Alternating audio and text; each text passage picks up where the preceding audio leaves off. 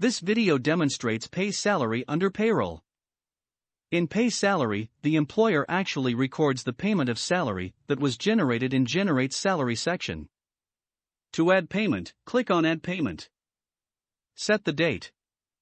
Enter the name of employee. The designation, month, pay, advance, deduction, allowances, and net salary appears for the selected employee automatically as you have generated it in Generate Salary section. Select the payment accounts. Enter remarks if any. Click Save and Print to print the invoice. Click Save and New to enter new invoice. That's all for this video. Thank you.